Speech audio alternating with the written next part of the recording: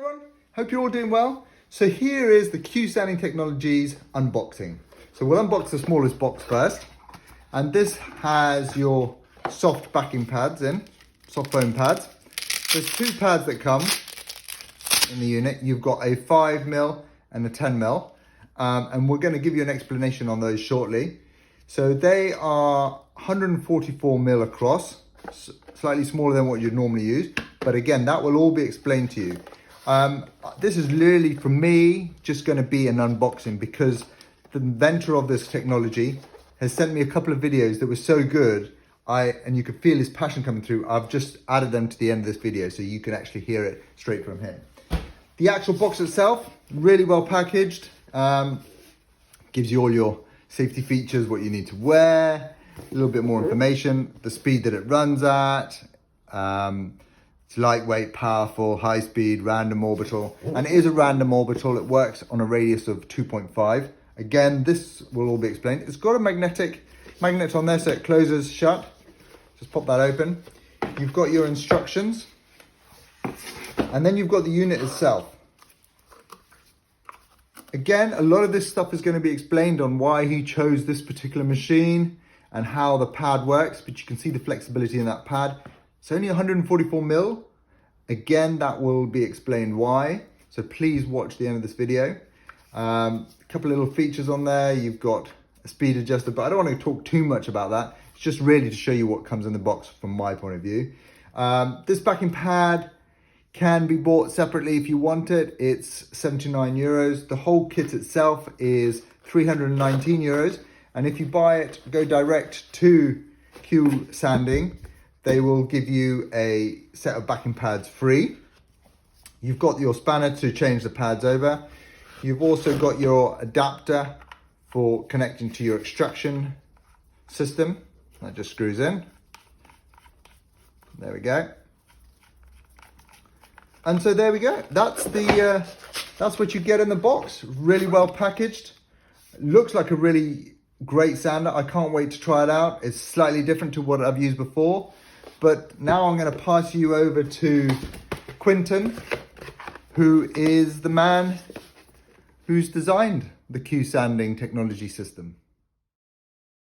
Hello, my name is Quinton Broussard. I'm a yacht painter for more than 30 years. I'm the inventor and designer of the Q backing pad. And in the yacht painting world, you have a lot of hand sanding that needs to be done. I came up with the concept where you can actually machine sand most inner roundings and radiuses and next tape lines with the machine. It puts a smile on my face every time I use it, and I hope it does to you as well. Okay, backing pad, QSanding backing pad. As you've seen that it is 144mm in size. And that is because you need to have a little bit of the sandpaper sticking out. So when the flexible part, when you sand in a radius and you got the machine up on edge and you sand it next to the radius, that the sandpaper sticks out past the flexible part. And when it bends back, it goes back to the normal size. It's very important that the sandpaper is put dead center. You get your best performance and effect with that. Sanding machine. Why an air sander over an electric? An electric sanding machine has a lot of torque, and they're not designed to put up on edge. And when you put it up on edge, you can do a lot of damage with an electric machine. So they won't last. The electric motor will burn up after a while because, like I said, they're not designed to be that abused in that kind of way. An air sander is more robust and forgiving in that area and just keeps on ticking. Air sander is an air sander. Why this air sander? This air sander here, vacuum. It was real important for me to get a machine where the pad fits the machine and you have a small crack between the backing pad and the machine, so it gives you ultimate suction through the 8 holes, and it sucks between this Velcro and the sandpaper, and it gives you really good suction. vacuum shroud. It's very important that the vacuum shroud don't exceed past the backing pad, because when it's bending upward and some vacuum shrouds stick out very far, you will damage the pad. You won't be able to do what you want to do with it. The machine has a vibration absorption top on it, gives you a better feel for the machine, less vibration. And the throttle control here goes up and down. It fits the palm of the hand very well. And the speed control on the side, you have a little switch on it. You can just flip it up and down, and you can control the speed on the fly while you're using it. 2.5 millimeter arbitral. It has a 2.5 millimeter arbitral because it has more of a fine scratches, and it's the best for finishing work. Product. I got my soft pads, 5 and 10 millimeter soft pads. As you can see that they are 144 millimeters in diameter. That's to fit the Q backing pad.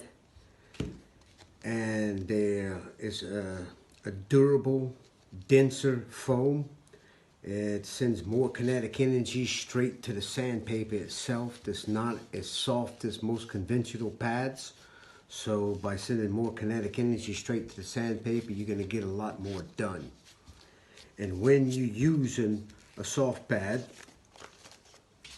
you're going to use the full surface of the sandpaper. And when you're using it on big curves and stuff, you're going to use the full surface of the sandpaper. And when you pull the sandpaper off, it's going to look like this. It's going to suck through all of the vacuum holes, and everything is pulling dust all the way to the outside edge. Radiuses. When you're sanding next to a radius, only the outside edge of the sandpaper is going to be touching the surface of the paint. And when you pull the sandpaper off, it's going to look like this. Only the outside edges are pulling dust through. The inside stays clean because you're only using it up on edge. Second claim. Tape. Third claim now. Tape lines. When you're sanding next to a tape line, only the flexible part is allowed over the tape line. And by saying that, only the center part of the sandpaper is going to be touching the part next to the tape line. You just got to put an imaginary line. The tape is going to pass right on the edge of the backing pad and the outside of the vacuum shroud. Don't let that over the tape line, because then you're going to damage your tape line. And when you're sanding next to a tape line, you're going to have millimeters left to scuff afterwards. And after you pull the sandpaper off, your sandpaper is going to look like this. You can see that only the center part of the sandpaper is touching. And if you want to get rid of that last shiny edge next to a tape line, you can put a scuff disc on, and you can sand the last little bit next to the tape line. And there's absolutely no hand sanding next to a tape line.